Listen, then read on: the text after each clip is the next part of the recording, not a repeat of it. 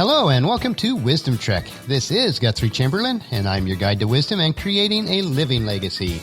Thank you for joining us for our 7-day-a-week, 7 Minutes of Wisdom podcast.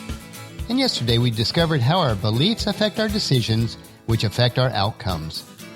We are going to expand this subject over the next few days and explore how your beliefs actually create your reality. This is why it's so crucial to make sure that our belief system is on a solid foundation. As we share this time together on our daily trek, if you have any of your own observations, comments, or questions, please share them at the comment section on the daily journal pages of wisdom-trek.com. We are recording our podcast from our studios at the Big House in Marietta, Ohio. And this morning I was able to finish coating the woodwork in the dining room, and tomorrow I'll be able to put on the first coat of the polyurethane on the floor, and then Saturday morning should be able to finish it up with the second coat. After that, we'll allow it to dry over the next couple of weeks while we are in Charlotte before moving the furniture back into that room. Our client workload also continues to keep us busy, and it always seems to be a bit of a balancing act to cover the various and different demands of each client. I do have to admit, at times, we feel like the proverbial plate spinner in the circus, making sure that all the plates continue spinning without any of them crashing. But since we do most of our work remotely, it does allow us to work the hours needed to make sure that we accomplish it all. As we prepare for our trek today and the dangers that we may face, we discuss the concern about depth perception on our narrow trails that are strewn with loose rocks, especially on the downhill slopes where a misstep could have us tumbling down the trail, or worse yet, even over a cliff. As we think of this, it reminds me of how, in our trek of life, that perception is our reality. Perceptions come from your beliefs, therefore, what you believe becomes your reality. What if you had some self-limiting beliefs about your world that are restricting you from fulfilling your God-given potential? We all have the imposter syndrome to some extent. Now, the imposter syndrome can be defined as a collection of feelings of inadequacy that persist despite evident or potential success. Let's not confuse this success that I speak of here with material wealth. Material wealth is only one minor measure of a successful life. As we did discover on our trek yesterday, what we allow to go into our mind does impact our beliefs. One of my virtual mentors, Zig Ziglar, put it this way: you are what you are and where you are because of what has gone into your mind. You can change what you are, and you can change where you are by changing what goes into your mind. And also remember, Proverbs 4:23 tells us, above all else, guard your heart or mind, for everything you do flows from it. Since your beliefs are your reality, you need to make sure that your beliefs are based on truth. We need to make sure what we think about each day is based on the attributes that are listed in Philippians 4 verse 8.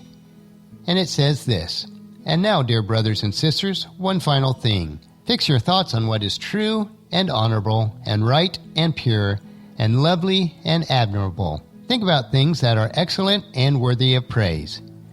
If we allow these things to go into our minds, then our belief system will have a solid foundation. But even those individuals that may not be coming from a biblical perspective understand the importance of what we allow in our minds. Napoleon Hill said, whatever your mind can conceive and can believe, it can achieve. Or John D. Martini, whatever you think about and think about, we bring about. And then Henry Ford put it this way: whether you think you can or can't, either way, you are right. So we have to make sure what we allow to come into our minds and what we think about is based on a solid foundation. Now, these may be great quotes, but have you ever wondered about how your beliefs actually create your reality? Do you think there's a logical explanation for this phenomenon? Or is it just some sort of secret cosmic mystery?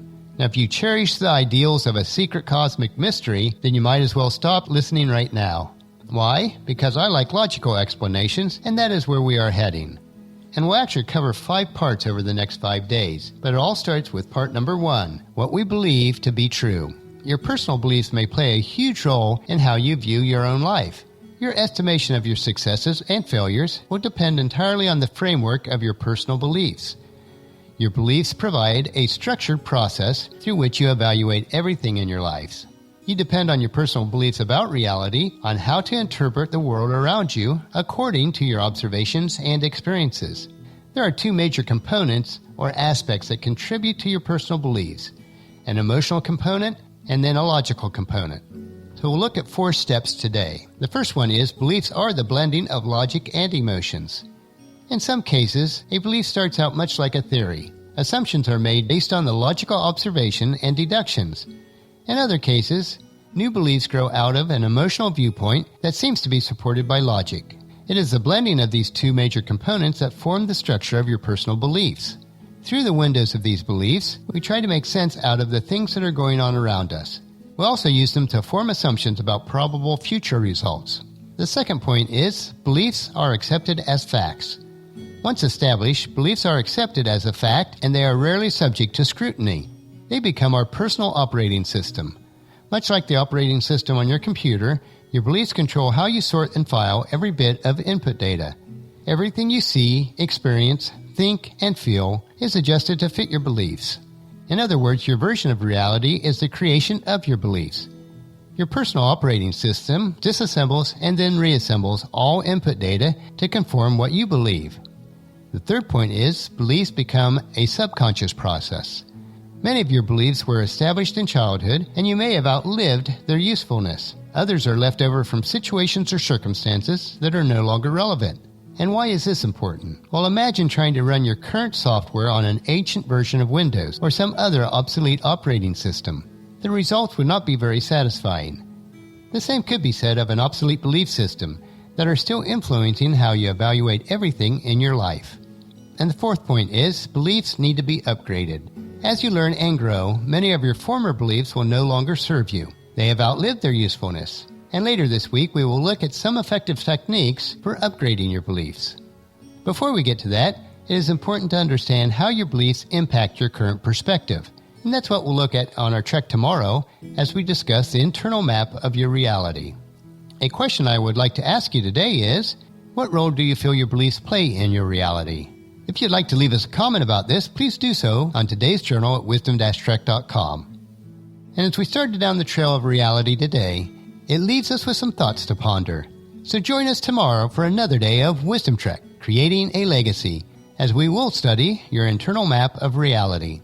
And that'll finish our podcast for today. Remember to listen to your daily dose of wisdom on wisdom-trek.com or subscribe at iTunes, Stitcher, SoundCloud, Spreaker, or YouTube. That way the episodes can be downloaded to you automatically each day. I would really appreciate it if you would help Wisdom Trek grow by sharing Wisdom Trek with your family and friends through email, Facebook, or Twitter so that they can come along with us each day. The journal for today's trek can be found at wisdom-trek.com. Thank you so much for allowing me to be your guide, your mentor, but most importantly, your friend, as I serve you through this Wisdom Trek podcast and journal each day. And as we trek together, let us always live abundantly or fully, love unconditionally, listen intentionally, learn continuously, lend to others generously, lead with integrity, and leave a living legacy each day. This is Guthrie Chamberlain, reminding you to keep moving forward, enjoy your journey, and then create a great day every day. See you tomorrow.